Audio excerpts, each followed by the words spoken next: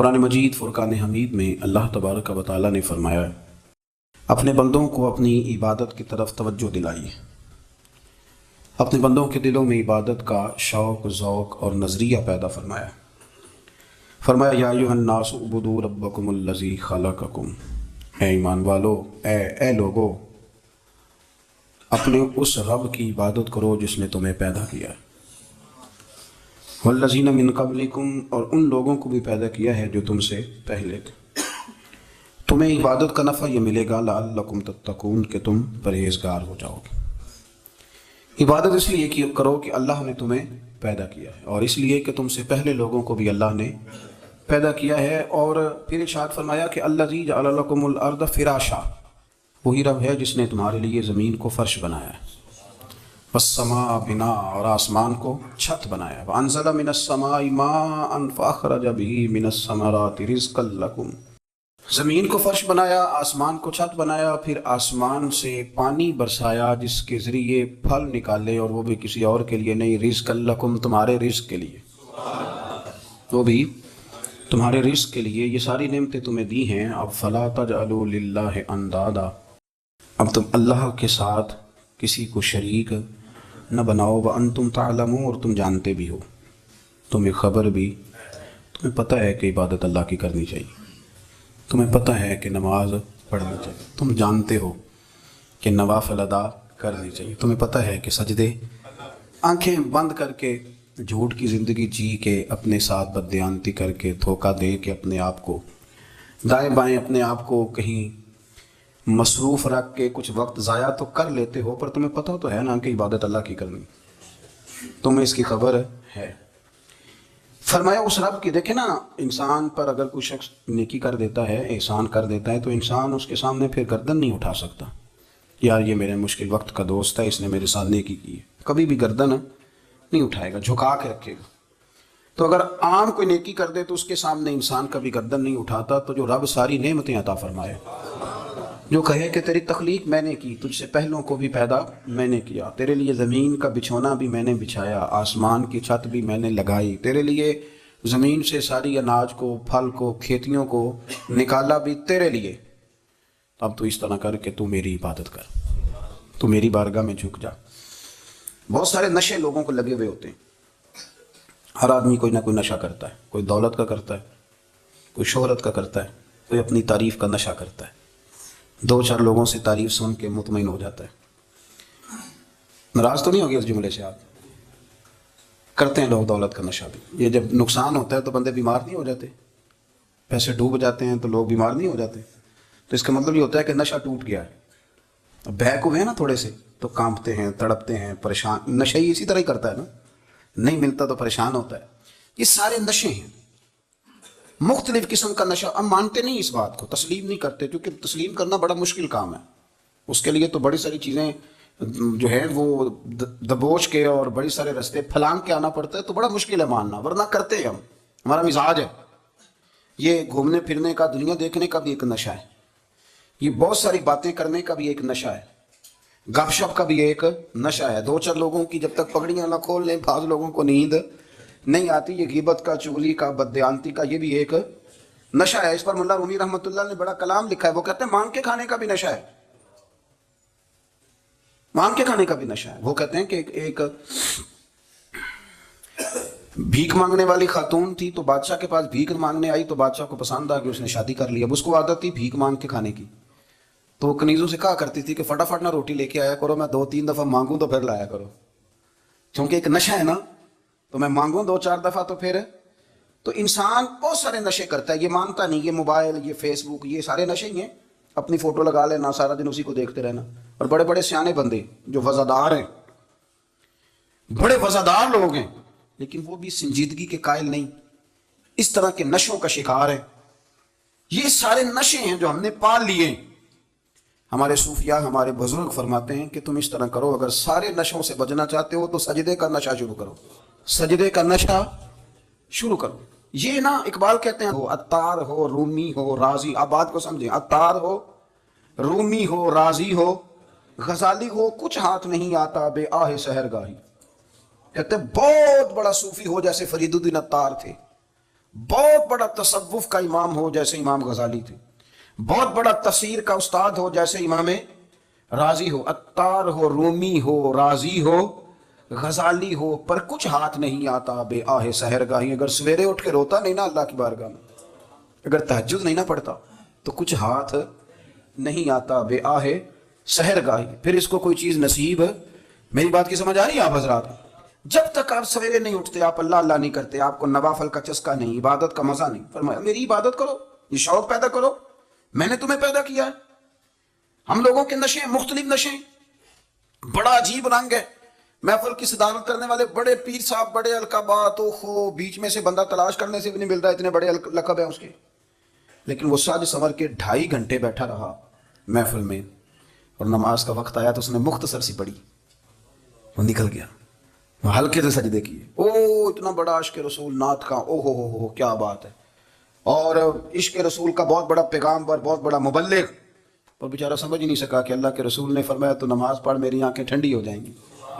تو یہ نشے کے عادی تو ہیں پر حقیقت کے قائل نہیں ہیں۔ یہ بس ٹھیک ہے، خوابوں کی دنیا میں لوگ زندہ ہیں، پر جن کو یہ جو نشہ تھا نا عبادت کا، یہ میرے رسول پاک کی چاہت ہے، یہ میرے نبی کریم علیہ السلام کی۔ آپ دیکھیں نا حضور مہینوں جا کے غار حرا میں بیٹھتے، کیا وہاں تبلیغ کرتے تھے؟ کوئی کتاب لکھتے تھے؟ رسول کریم علیہ السلام مہینہ رہتے غار حرا میں، کوئی نہ مجھے دیکھے، کوئی نہ مجھے ملے، حضور یہاں کیا ہے؟ فرمایا میں اپنے رب کی عبادت کروں گا۔ نبی کریم علیہ السلام نے سجدوں کے ساتھ پتھروں اور پہاڑوں کو آباد کر دیا، سجدوں کے ساتھ۔ آپ کا سجدہ آپ کو بہت ساری چیزوں سے چھڑا لیتا ہے، یہ بہت ساری جگہوں سے جھکنے سے بچا لیتا ہے۔ صوفیاء، اولیاء یہ کیا کرتے تھے؟ یہ سجدے کا ذوق ہی تو پیدا کرتے تھے، سجدے کا ذوق۔ شاہ عبدالعزیز دباغ رحمۃ اللہ تعالی علیہ اپنے مریدوں سے فرمایا کرتے تھے کہ اگر تم پکے نمازی بن جاؤ نا، تہجد گزار ہو جاؤ، تو میرے پاس آنا جانا چھوڑ دینا۔ عرض کی حضور کیوں؟ فرمایا میں تمہارے اور رب رسول کے رستے میں رکاوٹ نہیں بننا چاہتا، اور میرا مقصود ہے تمہیں وہاں تک پہنچانا، جب پہنچ گئے تو پھر میری ضرورت ختم ہو گئی۔ ہاں کبھی وسوسہ آئے، شک پیدا ہو، تکلیف ہو تو آنا، ورنہ میں نہیں چاہتا کہ میں رکاوٹ بنا رہوں۔ تم اللہ اللہ کرو، اس مالک کو راضی کرو۔ میرے رسول پاک علیہ وسلم نے فرمایا بندہ اللہ کے سب سے قریب اس وقت ہوتا ہے جب وہ سجدے کی حالت میں ہوتا ہے۔ کس کے قریب ہوتا ہے؟ اللہ کے سب سے قریب ہوتا ہے، وہ بڑا نیڑے ہے رب کے، بڑا قریب ہے، اس لیے کہ وہ حالت سجدہ میں، وہ جب سجدے کرتا ہے نا اس کی بارگاہ میں جب جھک جاتا ہے۔ آپ ذرا سجدے کی کیفیت دیکھیں نا، زبان بھی یہاں ہے، آنکھ بھی یہاں ہے، کان بھی، عقل بھی ساری، اس نے سارا کچھ رکھ دیا سجدے میں۔ آپ وہ کبھی پیچھے جائیں تو دیہاتوں میں کہا جاتا تھا ناک سے نکیریں نکالو، بہت بڑی سزا ہوتی تھی نا، ناک سے نکیریں نکالو، بڑی سزا ہوتی تھی۔ تو اس نے کہا مالک مجھے کسی نے کہا نہیں، پر دیکھنا میں نے رکھ دی ساری عقل سجدے میں، اور رکھ کے کہا کیا؟ سبحان ربی یا اللہ، اللہ میں پست ہوں تو اعلیٰ ہے، اللہ تو میرا رب ہے اور تو سب سے اعلیٰ۔ اتنا، اور فرمایا جب یہ اس کیفیت میں ہوتا ہے تو پھر یہ اپنے رب کے قریب ہوتا ہے۔ کثرت عبادت، نوافل۔ ہمارے ہاں عمرے کی قرآن اندازی محفلوں پہ ہونے لگ گئی ہے، حالانکہ حدیث سے ثابت نہیں۔ میں دوستوں سے کہتا ہوں جائز ہے، کرنی چاہیے، عمرے کی قرآن اندازی جائز ہے، پر کسی حدیث میں نہیں آئی کہ قرآن اندازی کرو عمرہ کرو۔ حدیث میں قرآن اندازی یہ آئی ہے کہ نبی پاک علیہ السلام نے فرمایا تمہیں پتہ چل جائے نا پہلی صف کا ثواب کتنا ہے، تم قرآن اندازی کرو۔ عمرے کی قرآن اندازی کا تو پوسٹر چھپتا ہے، تو یہ والی قرآن اندازی کب ہونی ہے؟ ہونی چاہیے کہ نہیں؟ حضور نے فرمایا تمہیں پتہ چلے کہ اس کا ثواب کتنا، تو تم قرآن اندازی کرو، تم قرآن ڈالو۔ جب آپ نماز پڑھ رہے ہوتے ہیں، جب آپ کا مصلی آباد ہوتا ہے، صلاح الدین ایوبی، ایک بزرگ سے ملاقات ہو گئی، بیت المقدس پر قبضہ تھا عیسائیوں کا، تو صلاح الدین بڑے پریشان تھے۔ وہ بابا جی کہنے لگے پتر کیا ہوا؟ کہنے لگے حضور پتہ چلا ہے دشمن کے 2 بحری بیڑے اسلحہ لے کے آ رہے ہیں، مسلمان پہلے ہی کمزور ہیں، اور اب اگر 2 بحری بیڑے اور آ گئے تو حضور مسئلہ بن جائے گا۔ تو میں پریشان ہوں کہ کس طرح یہ کم مسئلے والی ہماری فوج ہے کیسے مقابلہ کرے گی۔ تو بابا جی کہنے لگے پتر اس طرح کرنا، آج رات تو بھی دعا کرنا اور میں بھی کروں گا، تو بھی دعا کرنا، آپ ناراض نہ ہونا، ہم تو پیروں والے ہیں، ہم تو پیروں کے نوکر غلام ہیں، ہمارا تو گزرا ہی نہیں، ہمیں تو ملتا ہے سارا کچھ وہاں سے۔ پر میرا سوال یہ ہے کہ تعویذ لینے جاتے ہو نفل کیوں نہیں پڑھتے؟ رات اللہ اللہ کیوں نہیں کرتے؟ یہ بھی تو ہمارے بزرگوں کا ہی طریقہ ہے، انہوں نے تو ہمیں سکھایا ہے۔ صلاح الدین ایوبی سے بزرگوں نے کہا کہ رات آج نا اللہ اللہ کرنا تو میں تیرے لیے دعا کروں گا، تو بھی دعا کرنا۔ تو بندہ جب دکھی ہوتا ہے تو سجدہ کرتا ہے تو پھر ہی تو مصلی بھیگ جاتا ہے، پھر ہی تو مزہ آتا ہے۔ سکھی بندہ تو کعبے جا کے نہیں روتا، دکھی تھے، تکلیف تھی تو سر رکھا سجدے میں تو تڑپ گئے۔ اور وہ بابا جی کہتے ہیں میں مسجد آیا تو صلاح الدین چیخے مار کے رو رہا تھا اور کہہ رہا تھا مالک میں کوئی اپنی شان کے لیے تو نہیں نہ لڑ رہا، اللہ کو میں کوئی قبضوں کے لیے تو نہیں لڑ رہا، مالک تیرے لیے لڑ رہا ہوں، مجھے بے آبرو نہ کرنا، میری مدد فرمانا۔ کہتے ہیں میں آیا تھا کہ مسجد میں دعا کروں گا، پر صلاح الدین ایوبی کو روتے دیکھا تو میں لوٹ گیا۔ تو سویرے صلاح الدین ملے تو بڑے خوش تھے۔ میں نے کہا پتر کیا ہوا؟ کہنے لگے حضور وہ بحری بیڑے دو آ رہے تھے نا اسلحہ لے کے، دونوں ڈوب گئے پانی میں ڈوب گئے۔ تو بابا جی کہنے لگے صلاح الدین وہ پانی میں نہیں ڈوبے، وہ تیرے آنسوؤں میں ڈوب گئے، وہ غرق ہو گئے، وہ جو تو نے مسلح بات کیا تو وہ تیرے آنسوؤں میں ڈوب گئے، وہ غرق ہو گئے، وہ تباہ اتنے قیمتی تھے تیرے آنسو کے بہا لے گئے دشمن کے بحری بیڑوں کو۔ میرے بھائی ٹھیک ہو گیا جی، میرے عزیز سمجھ لیں اس بات کو ہمیشہ کے لیے اور اس پر غور کر لیں اچھے طریقے سے کہ میرے رسول کریم سید عالم صلی اللہ علیہ وسلم نے نا ہماری توجہ دلائی، حضور نے ہمیں بتلایا، ہمارا ذوق بڑھایا عبادت کی طرف۔ ایک صحابی تھے حضرت ابو فاطمہ رضی اللہ تعالیٰ عنہ، یہ ترمذی شریف کی حدیث ہے۔ نبی پاک علیہ السلام نے فرمایا ابو فاطمہ قیامت کے دن مجھ سے جلدی ملنا چاہتے ہو کہ دیر کے ساتھ؟ تو کہنے لگے حضور کون ہوگا جو دیر سے ملنا چاہے گا؟ ہم نے تو جان دے دی وعدہ دیدار پر۔ اعلیٰ حضرت فرماتے ہیں جان دے دی وعدہ اور نقد اپنا دام ہو ہی جائے گا۔ مجھے لگتا ہے کہ یہ سودا نقد و نقد ہو جانا ہے، کیونکہ ہم نے جان دے دی وعدہ دیدار پر۔ آپ نے وعدہ کیا تھا کہ مریں گے تو پھر زیارت ہوگی، تو مر گئے ہم زیارت کی خاطر۔ جان دے دی وعدہ دیدار پر تو نقد اپنا دام ہو ہی جائے گا۔ اے رضا ہر کام کا ایک وقت ہے، دل کو بھی آرام ہو ہی جائے گا۔ تو حضرت ابو فاطمہ رضی اللہ تعالیٰ عنہ سے نبی پاک صلی اللہ علیہ وسلم نے فرمایا جلدی ملنا چاہتے ہو کہ دیر سے؟ عرض کی حضور فٹافٹ ملنا ہے، میں نے قیامت کے دن آپ سے جلدی ملنا ہے۔ تو نبی پاک علیہ السلام نے فرمایا پھر اس طرح کرنا، دنیا میں رہ کے سجدے زیادہ کرنا، پھر سجدے زیادہ کرنا، قیامت میں ملاقات جلدی ہو جائے گی، قرب ملے گا تمہیں۔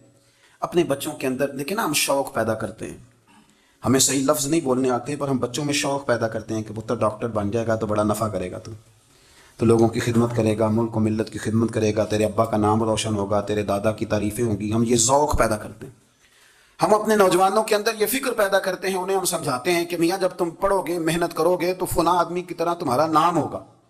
یہ جتنا ذوق ہم بچوں کے اندر ان چیزوں کا پیدا کرتے ہیں، ہمیں حکم ہے کسی طرح ہم ذوق پیدا کریں کہ پتر نماز پڑھے گا تو اللہ راضی ہو جائے گا، تو سجدہ کرے گا۔ دیکھیں نا میرے رسول کریم علیہ السلام نے فرمایا 7 سال کے بچے کو مسجد لے کے جاؤ، یعنی اسے شوق دلاؤ، اس کے اندر یہ خاصیت پیدا کرو کہ اس کا دل کرے مسجد میں جانے کا، اس کے اندر یہ خصوصیات لاؤ کہ وہ ہمارے ہاں نا ہر چیز کو پروموٹ کیا جا رہا ہے، ہر چیز کو، یعنی سر سنگیت سکھانے کے لیے اکیڈمیاں بن گئی ہیں، ہر شے پروموٹ ہو رہی ہے، عبادت کا جذبہ کم ہوتا جا رہا ہے، اللہ کا ذوق ہمارے اندر نہیں رہا۔ اور اتنا مشکل ہم نے اپنے لیے بنا لیا ہے کہ وہ بندہ جو بڑی زبردست مذہبی گفتگو کر رہا تھا اور تگڑی بات کر رہا تھا، کیا بات ہے، لیکن نماز کے بارے میں کمزوری دکھا جاتا ہے، نوافل کے بارے میں وہ چپکے سے نکل جاتا ہے۔ امام احمد بن حنبل رحمۃ اللہ تعالی علیہ، مسند امام احمد بن حنبل 14 جلدوں میں ہے مارکیٹ میں، اور مجھے تو خیر پسند ہی پڑی ہے، میں نے کئی دفعہ پڑھی ہے۔ اور کیا بات ہے امام احمد بن حنبل کی، کیسے تگڑے قسم کے محدث تھے اور اللہ نے کتنا انہیں اعزاز عطا فرمایا ہوا تھا۔ یہ کوڑے بھی کھاتے تھے دین کی خاطر، سارا کرتا لہو سے بھر بھی جایا کرتا تھا، بڑا اعزاز والا شخص تھے، بڑے اعزاز والے۔ حدیثیں جمع کرنا، حدیثیں لکھنا، حدیث پڑھانا، سارا دن رہتے تھے۔ کہہ سکتے تھے کہ میں کر تو رہا ہوں کام، اور حدیث بھی موجود ہے کہ عالم عابد سے افضل ہوتا ہے، پر اس کے باوجود امام احمد بن حنبل رحمۃ اللہ علیہ 300 نفل فرض نمازوں کے علاوہ پڑھا کرتے تھے، 300 نوافل روز پڑھا کرتے تھے۔ ان کے بیٹے نے کہا ابا جی مکان خریدنا ہے تو جگہ کہاں کر کے لوں، بہت ساری آبادیاں، تو فرمایا پتر وہاں لینا جہاں مسجد قریب ہو۔ میرے رسول کریم سید عالم صلی اللہ علیہ وسلم اتنا پسند کرتے مسجد کو، اتنا پسند کرتے نماز کو، کہ رسول کریم صلی اللہ علیہ وسلم تہجد کی نماز بھی پڑھتے، پھر حضور فجر کی نماز بھی پڑھتے، نبی پاک وطر کو الگ کر کے پڑھتے، عشاء کے ساتھ نہیں پڑھتے۔ یہ تو ہم اس لیے اجازت دی ہمارے بزرگوں نے کہ بعد میں اٹھے گا کون علیحدہ وطر پڑھنے کے لیے، عشاء کے ساتھ پڑھ لے، وطر پڑھتے، تہجد پڑھتے، فجر پڑھتے، اشراق پڑھتے، چاشت پڑھتے، پھر مغرب کی نماز کے بعد 6 رکعت اوابین پڑھتے، پھر رات کو صلاۃ اللیل پڑھتے۔ سیدہ عائشہ صدیقہ کہتی ہیں زمانہ سو جاتا اور میرے رسول مصلی بچھا کے کھڑے ہو جاتے. او یار کھیتی باڑی کر کے نہیں, محنت مزدوری کر کے نہیں. جناب عائشہ کہتی ہیں میں یہ بھی دیکھتی کہ حضور ایک آیت شروع کرتے تو ساری رات اسی کو پڑھتے, اور میری نظر جاتی تو قدم مبارک پہ ورم آ جاتا.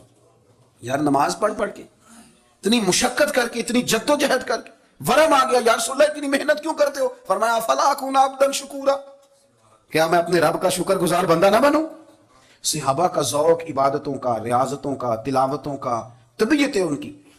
وہ ایک دوسرے کو, حضرت مولا علی شیر خدا کرم اللہ تعالیٰ وجہ الکریم کے زمانے میں روم کے بادشاہ نے کہا یار یہ مسلمانوں کا پتہ تو کرو, یہ آخر کیوں اتنے زیادہ مجاہد ہیں. اس زمانے میں جاسوس بھیجنے کا مزاج تھا, اب تو جاسوس پکڑا جاتا ہے, اب تو جاسوس ہو, اور جاسوسی کا شوق ویسے آج بھی ہے. عرض کروں تھوڑی سی بات ہی سلمان سے, پتہ کیا ہمارا مسئلہ ہے, ہم جہاں جاتے ہیں نا وہاں تھوڑی خوشبو سونگنے کی کوشش کرتے ہیں. وہ کیا ہے تو یہ کیا ہے تو ادھر کیا ہے تو تھوڑا سا ادھر کیا ہے. میرے رسول پاک پڑھیے درود شریف, سارے پڑھیے ذرا زور سے, صلی اللہ تعالی.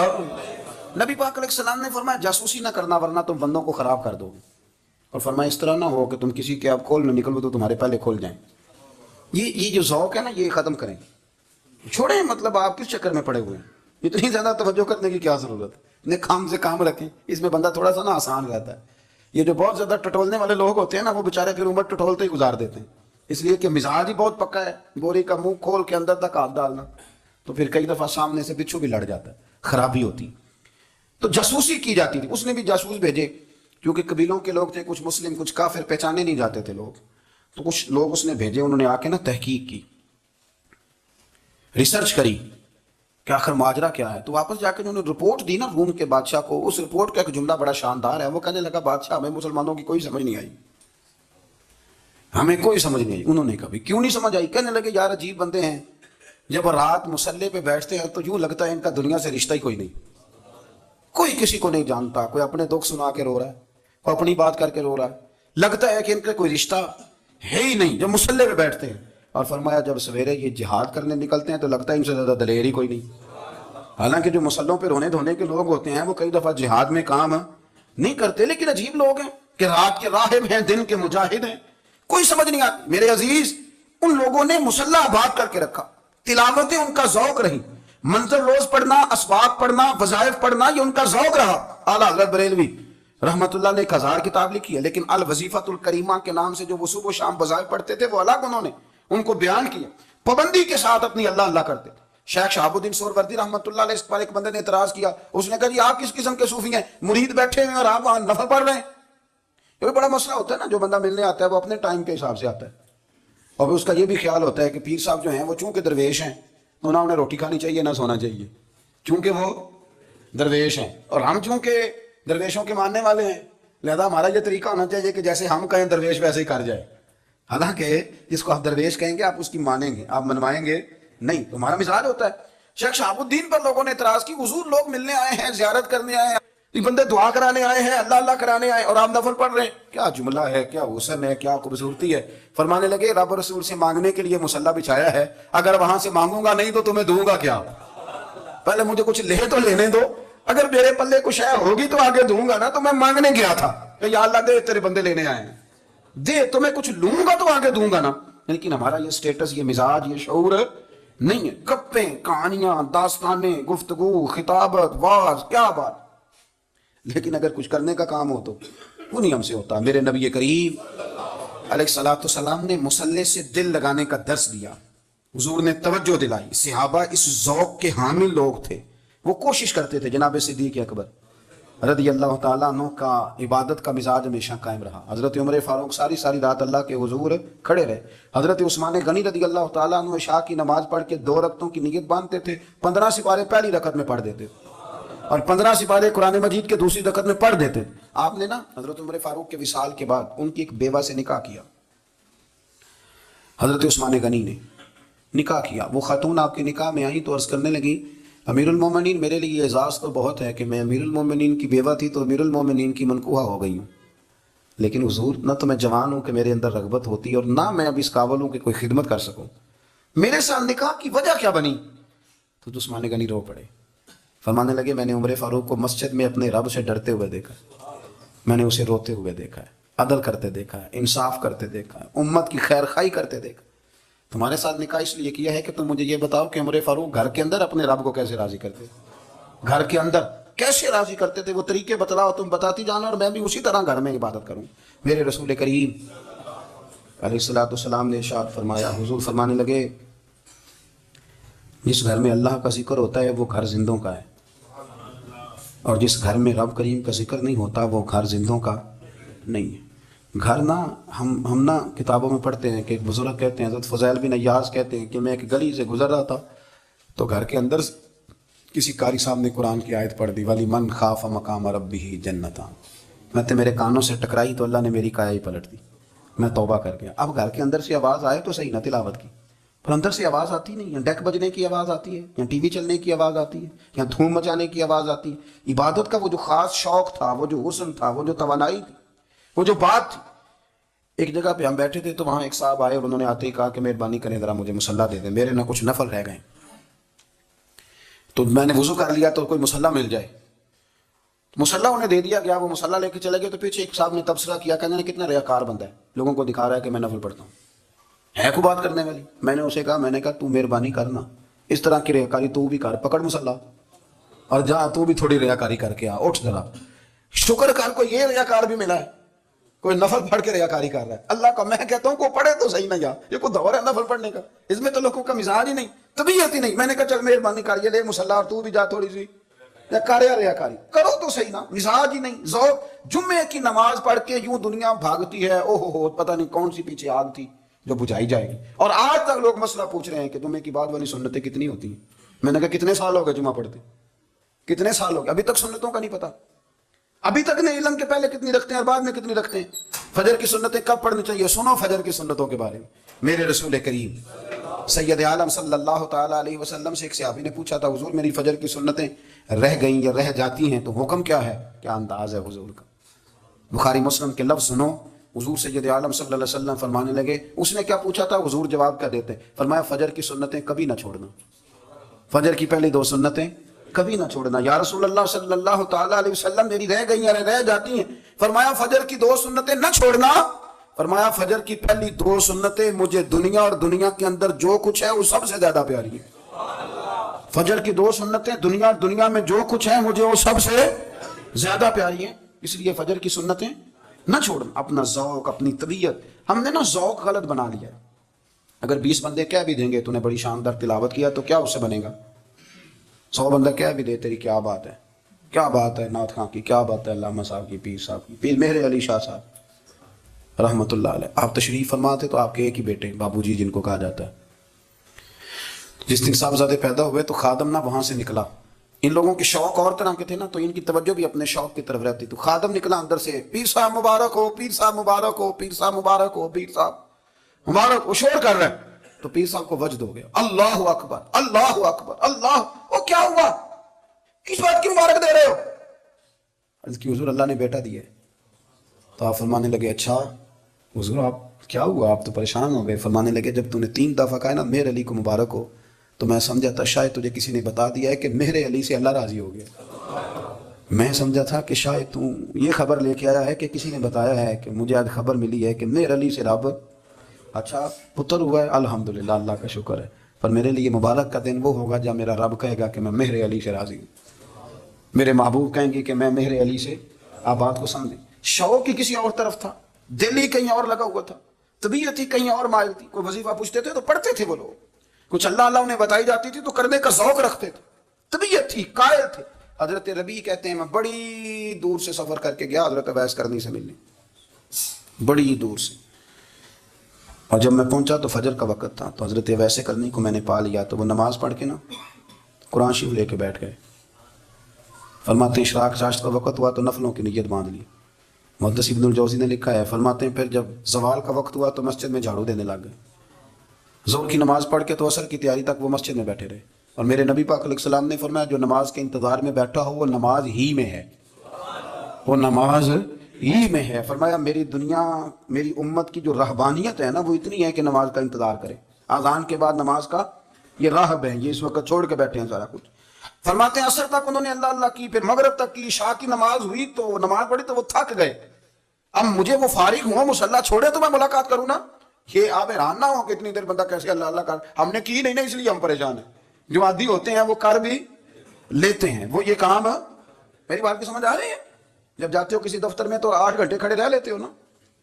مجبوری ہوتی ہے تو کھڑے رہا جا سکتا ہے. پاسپورٹ کے دفتر بولیے، امیگریشن کی لائنوں میں، اور میں نے تو ویسے بھی بندے 12 گھنٹے پہلے جا کے کھڑے دیکھے، رہ لیتے ہیں کھڑے. تو اگر ان کاموں کے لیے رہا جاتا ہے تو اللہ رسول کے لیے بھی کھڑے رہا جا سکتا ہے. تو فرمانے لگے کہ جب عشاء کی نماز کے بعد آخر انسان تھے، تھک گئے، نیند کا غلبہ ہوا تو تھوڑی ایسے آنکھ بند ہوئی تو کھولی تو رونے لگے. حضرت ویسے کر لیا، رو کے کہنے لگے مالک مجھے غافل تو نہ کر. ابھی میں نے کیا بھی کچھ نہیں، دن ختم ہو گیا، کوئی نفل نہیں، کوئی اللہ اللہ نہیں، اللہ مجھے غافل نہ کر، میری مدد فرما. فرماتے ہیں جب وہ روئے تو میرے ساتھ جو شخص تھا، میں نے کہا اٹھو چلیں. کہنے لگا حضور ملنا نہیں. فرمایا جو میں لینے آیا تھا وہ مجھے مل گیا، جو میں ان سے سیکھنے آیا تھا وہ مجھے نصیب ہو گیا. اب اور میں نے کیا لینا، ختم ہو گئی بات، اٹھو چلیں. اللہ کے بندوں نے حضرت ربیہ بن کعب اسلمی رضی اللہ تعالیٰ عنہ فرماتے ہیں، کہتے ہیں جب بنو قریظہ اور بنو نذیر یہودیوں کے ساتھ حضور علیہ السلام نے جنگ کا اعلان فرمایا تو وہ دشمن ہو گئے. ہمیں خطرہ تھا کہ وہ رات کو کہیں محبوب کو تکلیف نہ دیں. تو کچھ لوگ نا تلواریں لے کے نبی پاک کے دروازے پہ پہرے داری کرتے تھے. گن مین رکھنا حرام نہیں، اگر کسی کو واقعی خطرہ ہو تو اس کے لیے سنت بھی ہے. حضرت علی المرتضیٰ تلوار لے کے حضور کے گھر کا پہرا دیتے تھے. حضرت ربیہ بن کعب اسلمی رضی اللہ تعالیٰ عنہ فرماتے ہیں کہ رات میری ڈیوٹی تھی کہ میں حضور کے گھر کا پہرا دوں گا. تو فرماتے ہیں میں باہر سن رہا تھا، ساری رات ہی میرے نبی پاک نے اللہ کی تسبیح پڑھی. ساری رات، کبھی تسبیح، کبھی تحلیل، کبھی تحمید، کبھی تکبیر، ساری رات. فرماتے ہیں ساری رات حضور پڑھتے رہے اور ساری رات ہی میں سنتا رہا. مجھے اونگ آ گئی، میری آنکھ لگ گئی، حضور ابھی پڑھ رہے تھے، میں تھک کے سو گیا. اور فرماتے ہیں جب میری آنکھ دوبارہ سے کھلی تو میرے کانوں میں پھر کوئی چیز گونجی تو میں نے کان لگایا تو میرے حبیب ابھی بھی اللہ کو یاد کر رہے. ساری رات حضور رب کی عبادت کرتے. اسی لیے تو کہا یا ایھا المزمل قم اللیل الا قلیلا. ابھی ساری رات تو نہ جاگا کر، تھوڑا آرام بھی کر لیا کر. میرے بھائی اپنا مصلی، اپنی عبادات، اپنے وظائف، اللہ اللہ جو آپ نے کسی سے سیکھی ہے اس کو کبھی کمزور نہ ہونے دیں. شجرہ شریف جو کسی بزرگ سے آپ لے لیتے ہیں تو کیا رسم ہے کوئی؟ اس پہ کچھ لکھا ہوتا ہے، وہ پڑھنے کے لیے دیا جاتا ہے. اس پہ لکھا ہوتا ہے کہ یہ اللہ اللہ آپ نے کرنی ہے. ساری زندگی کسی اسکول میں داخل ہو گئے اور وہاں جا کے آپ نصاب ہی نہ پڑھیں، کتاب ہی نہ کھولیں تو پاس ہو جائیں گے؟ وہ کہتے ہیں میں 20 سال جاتا رہا ملا کچھ نہیں. تو آپ نے لیا کیا ہے؟ ایک اتنی سی کتاب تھی، اس کو تو کھول کے آپ دیکھ نہیں سکے، اس کے وظائف تک تو رسائی نہ ہوئی. اس لیے کہ اللہ اللہ کرنا مشکل ہے اور تصویر کھنچانا یہ آسان کام ہے. تو جو آسان ہے اس طرف ہماری توجہ لگی رہتی ہے اور جو مشکل ہے اس طرف ہم ذوق پیدا نہیں کرتے. یا ایھا الناس اعبدوا ربکم الذی خلقکم والذین من قبلکم لعلکم تتقون.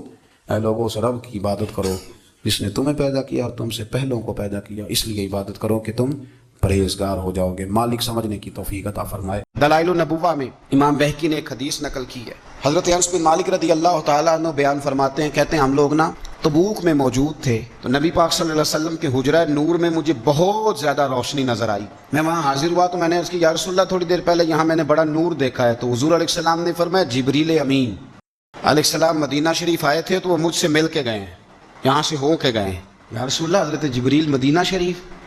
نبی پاک علیہ السلام نے فرمایا مدینے میرے ایک غلام کا انتقال ہو گیا، حضرت معاویہ بن معاویہ المزنی رضی اللہ تعالیٰ. ایک تو حضرت امیر معاویہ ہے نا، یہ حضرت معاویہ بن معاویہ المزنی رضی اللہ تعالیٰ عنہ. فرمایا ان کا انتقال ہو گیا ہے. تو حضرت جبریل امین آئے تھے اور عرض کر رہے تھے کہ یا رسول اللہ رب کریم نے 70,000 فرشتے کو ان کے جنازے میں بھیجا ہے. 70,000 فرشتہ جنازے میں آیا ہے. تو حضور فرماتے ہیں میں نے جبریل امین سے پوچھا کہ وہ کیا عمل کرتے تھے جس کے سبب سے 70,000 فرشتہ جنازہ پڑھنے آیا ہے. تو حضرت جبریل امین علیہ السلام عرض کرنے لگے یا رسول اللہ اسے سورہ اخلاص سے بڑا پیار تھا. سب کو آتی ہے نا قل هو اللہ احد، سورہ اخلاص سے بڑا پیار تھا اور وہ ہر وقت پڑھتا رہتا تھا. تو اس سورت کی برکت سے اللہ تبارک و تعالیٰ نے ان کے لیے 70,000 فرشتہ بھیجا ہے جو جنازہ پڑھنے آیا ہے. تو کام تو کوئی ایسا کرے نا، میرے مرنے پہ ہر سو شور مچ جائے گا دیکھو گے، کہنے الوداع سرکار خود تشریف لائے گے. اور میاں صاحب فرمانے لگے بعد مرندے مکھڑا میرا ہو جاوے جے تازہ، بعد مرندے مکھڑا میرا ہو جاوے جے تازہ. پھر سمجھ لینا محبوب میرے نے آن پڑیا جنازہ. اعمال ایسے کریں آخرت کے لیے، مرنے کے لیے، اس کا خوف طاری کرنے کی بجائے اس کی تیاری کریں. مسلمان اعصابی طور پر، ذہنی طور پر، نفسیاتی طور پر ایک طاقتور قوم ہے. مسلمان وہ قوم ہے جو مرعوب نہیں ہوتی، یہ روب دکھاتی ہے، روب۔ ہم وہ لوگ ہیں کہ جن کے اکابرین سوئے بھی ہوتے تھے، نہ سوئے ہوتے تھے حضرت عمر، لیکن ان کو سوئے ہوئے دیکھ کر بھی لوگ کانپا کرتے تھے، اس لیے کہ شیر تو شیر ہی ہوتا ہے نا، وہ سویا ہو تو پھر بھی شیر ہی ہے۔ تو میں کچھ عرصے سے اس کمی کو بڑی شدت سے محسوس کرتا ہوں کہ لوگ، یعنی کوئی شخص بھی ملتا ہے تو وہ اس لہجے میں بات کرتا ہے کہ اسے مظلوم مان لیا جائے، قابل رحم مان لیا جائے، اس کی مدد کی جائے، اس پر توجہ کی جائے۔ یہ مسلمان کی شان نہیں۔ آپ سورہ بقرہ پڑھیں گے تو قرآن مجید اصحاب صفہ کی شان بیان کرتا ہے کہ انہیں بڑی حاجت ہے، بڑے ضرورت مند ہیں۔ وہ لوگ تھے جو کئی دنوں تک روٹی نہیں کھاتے تھے، لیکن رب فرماتا ہے کہ میرے محبوب کے مدرسے کے ان طالب علموں کو جو دیکھے گا اسے محسوس ہوگا کہ یہ تو بڑے امیر لوگ ہیں۔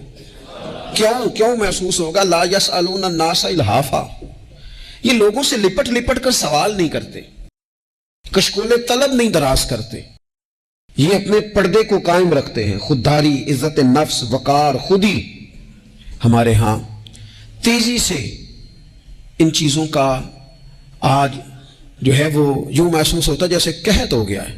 اللہ ماشاءاللہ، آپ کے زخم دکھانے سے کوئی بھی آپ کا زخم نہیں بھرے گا، بلکہ میں نے تو یہ دیکھا ہے اپنی زندگی میں کہ اچھا بھلے تعلقات چل رہے ہوتے ہیں، آپ کو ذرا ضرورت پڑ جائے تو سامنے والا آنکھیں پھیر لیتا ہے، اسی وقت اس کا ماحول اور اس کے حالات خراب ہو جاتے ہیں۔ اس لیے اپنا سارا بھروسہ، اپنی ساری توجہ، اپنی سوچوں کا مکمل مدار صرف اللہ رسول کی ذات کو بنائیں، اور اس انداز میں بنائیں کہ کون دیتا ہے دینے کو وہ چاہیے، دینے والا ہے سچا ہمارا نبی۔ اور یہ ذہن بنائیں زندگی میں کہ رب رسول کی بارگاہ سے 2 قطرے بھی مل گئے تو دنیا بھی بن جائے گی، آخرت بھی بن جائے گی۔ اس لیے ادھر ادھر دیکھنا تھوڑا کم کریں۔ اور بالخصوص آج اپیل کروں گا، استاد اپنے شاگردوں کو، پیر اپنے مریدوں کو، باپ اپنی اولاد کو بڑی بڑی باتوں کا سبق پڑھائے، بڑی بڑی باتوں کا۔ اقبال نے شکوہ کیا، اقبال کہنے لگے شکایت ہے مجھے یا رب خدا بندان مکتب سے، یہ جو انہیں کہتے ہیں کہ جناب پڑھ جاؤ گے تو روٹی اچھی ملے گی، یہ انہیں کہتے ہیں پڑھ جاؤ گے تو کار میں بیٹھو گے، پڑھ جاؤ گے تو کوٹھی بنا لو گے، یہ کیا سبق پڑھا رہے ہیں بھلا؟ ان کو تو تم بڑے بڑے باتیں بتاؤ، انہیں کہو پڑھو گے تو دنیا میں حضور کے دین کا انقلاب برپا کرو گے، تم ان کہو کہ تم پڑھو گے تو تم ایک پورا ملک چلاؤ گے، تم انقلاب برپا کرو گے، اٹھ باندھ کمر کیوں ڈرتا ہے، پھر دیکھو خدا کیا کرتا ہے۔ اقبال کہنے لگے یہ تم کیا سبق پڑھا رہے ہو کہ روٹی صحیح مل جائے گی، چندہ اکٹھا کرنے کا طریقہ آ جائے گا؟ کہنے لگے شکایت ہے مجھے یا رب خدا بندان مکتب سے، سبق شاہی ہے اور بچوں کو دے رہے ہیں خاک بازی کا، اڑنے والی تعلیم تھی اور یہ انہیں رینگنے کا سبق پڑھا رہے ہیں۔ تگڑی تگڑی باتیں بچوں کو سکھاؤ، تگڑی تگڑی، یہ پھر سارے نہ ڈھونڈتے پھریں کہ وہ فلانا جو ہے نا چاچا امیر ہے تو ماموں امیر ہے تو فلانی خالہ باہر ہے تو فلانا ذرا مہربانی، کوئی بھی نہیں مہربانی کرتا۔ مہربانی جب بھی کرتا ہے یا خدا کرتا ہے یا مدینے والے محمد مصطفیٰ کرتے ہیں۔ اپنی توجہات کبھی بچوں کو دیکھیں، حضرت لقمان اپنے بیٹے کو کیا کہتے ہیں؟ کہتے ہیں یا بنی اقم الصلاۃ وامر بالمعروف وانہا عن المنکر۔ حضرت لقمان اپنے بیٹے کو سمجھاتے ہیں، کہتے ہیں اے بیٹا نماز قائم کرنا، لوگوں کو بھلائی کا حکم دینا، برائی سے منع کرنا، وَاصْبِرْ عَلَىٰ مَا أَصَابَكَ، اور جب مصیبت پہنچے تو صبر کرنا، ادھر ادھر رونا دھونا نہ کرنا، نماز پڑھنا، بھلائی کا حکم دینا، برائی سے منع کرنا، اور اگر کوئی مصیبت پہنچے تو اس پر صبر کرنا۔ کتنے کام ہو گئے؟ 4۔ ایک نماز پڑھنی ہے، ایک بھلائی کا حکم دینا ہے لوگوں کو، ایک برائی سے، اور اگر کوئی مشکل آئے تو کیا کرنا ہے؟ ان ذالک من عزم الامور، فرمایا بیٹا یہ بڑی ہمت والے کام ہیں، ہمت والے کام کرنا، ہمت والے، طاقتیں اپنی قائم رکھنا، کمزور نہ پڑنا، لوگ تمہارے آنسو نہ دیکھیں، کوئی تمہیں تڑپتا نہ دیکھے۔ چھوٹا چھوٹا زخم لے کر لوگ سگنل پہ کھڑے، چھوٹی چھوٹی مجبوریاں لے کر لوگ مانگنے کے لیے دروازوں پر کھڑے ہیں۔ امت مسلمہ کا یہ مزاج نہیں، یہ وقار نہیں، یہ انداز نہیں، ہم تو بانٹنے والے لوگ ہیں۔ چلے مشکل آ جاتی ہے، زندگی میں ضروریات پڑ جاتی ہیں، قرضہ صحابہ بھی لے لیا کرتے تھے، لیکن یہ جو لہجے آج ہم نے اختیار کر لیے، کمزور ہو جانا، کچا پڑ جانا، غریبی کا رونا، یہ انداز اہل ایمان کا، بچوں کو طاقتور ہونا چاہیے۔ میرے نبی کریم صلی اللہ تعالیٰ علیہ وآلہ وسلم نے نا ارشاد فرمایا، ایسا نہیں ہے کہ کوئی بندہ کمزور ہے تو وہ ناپسندیدہ ہے، یہ نہیں فرمایا کہ جو بزدل ہے تو وہ بڑا کوئی کٹا ہوا آدمی ہے، لیکن حضور فرماتے ہیں، صحیح مسلم میں حدیث موجود ہے، حضور فرمانے لگے طاقتور مسلمان نا اللہ کی نظر میں بزدل مسلمان سے زیادہ پیارا ہے۔ طاقتور ہے نا، اس کی شان زیادہ ہے، یہ جو با ہمت ہے، با حوصلہ ہے، جس کے اعصاب مضبوط ہیں، یہ رب کریم کی بارگاہ میں باوقار ہے، اللہ کے حضور اس کی قدر ہے۔ اور حضور علیہ السلام صحابہ کو دعائیں سکھایا کرتے تھے، اور تعلیم امت کے لیے خود بھی حضور وہ دعا فرمایا کرتے تھے، کہتے تھے اے اللہ بزدلی سے بچا، کنجوسی سے بچا، اے اللہ اس بڑھاپے سے بچا جو انسان کو بڑا پریشان کر دے۔ ایک اور وظیفہ سنیں، امام قرطبی نے تفسیر قرطبی میں لکھا، رزق کی برکت کا وظیفہ۔ امام قرطبی نے لکھا ہے، حضرت انس بن مالک رضی اللہ تعالیٰ عنہ کہتے ہیں ایک شخص حضور کی بارگاہ میں آیا، کہا یا رسول اللہ صلی اللہ علیہ وسلم غربت بڑی ہے، بڑا دکھی ہوں، بڑا پریشان ہوں۔ تو حضور نے وظیفہ بتایا، فرمایا جب بھی گھر جاؤ نا گھر والوں کو سلام کہنی ہے، السلام علیکم، یعنی کم کہنی ہے، جب بھی جاؤ کم کہنی ہے، یعنی گھر سے نکلے ماچس لینے کے لیے واپس آ کے کہنا السلام علیکم۔ پھر گھر والوں نے کہا ہو یاد نہیں رہا تھا، وہ تو چینی بھی ختم ہو گئی ہے، پھر گئے چینی لینے تو واپس آ کے پھر السلام علیکم۔ انہوں نے کہا ہو ناراض نہ ہوئیے گا، پتی بھی نہیں چائے کی، اب واپس گئے تو پھر واپس آ کے کیا کہنا ہے؟ تو نبی پاک صلی اللہ علیہ وسلم نے فرمایا جب بھی گھر جا السلام علیکم کہے اور 3 دفعہ سورۃ اخلاص پڑھ دے، اور سورت بھی وہ بتائی جو سب کو آتی ہے، قل هو اللہ احد اللہ الصمد لم یلد ولم یولد ولم یکن لہ کفوا احد، 3 دفعہ یہ پڑھ دے۔ صحابی بڑے سیاڑے تھے، بڑے مسئلے حل کرتے تھے ہمارے، فٹافٹ بول پڑے وہ صحابی، کہنے لگے حضور میری تو چھوٹی سی فیملی ہے، کئی دفعہ بچے گھر نہیں ہوتے، ننھیال گئے ہوتے ہیں، تو پھر کیا کروں؟ حضور نے فرمایا جب گھر میں کوئی نہ ہو تو اپنے نبی پہ درود و سلام پڑھ دے، تیرے نبی کا کرم تو تیرے گھر میں ہوگا نا۔ حضرت کا تو نہیں وظیفہ کیا کرنا ہے؟ نہیں تو ساری آکھنا مشکل لگتا ہے، تسی کر دینا سلام لو، تسی کہنا بندے اسی کہتے سلام اسی لویے، تسی نہ جاؤ کے دوبارہ گھر جا کے کیا کرنا ہے؟ چلے کچھ نہ کچھ 55% بولے ہی ہے ماشاءاللہ، کیا کریں گے؟ السلام، اور پھر کیا پڑھنا ہے؟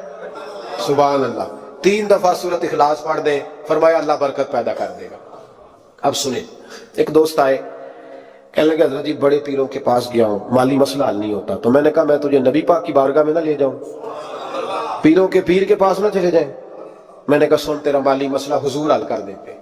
مشکات میں حدیث ہے، ایک صحابی نے کہا حضور غربت ہے، فرمایا روز رات کو سورۃ واقعہ پڑھ، تیرے گھر میں فاقہ نہیں آئے گا۔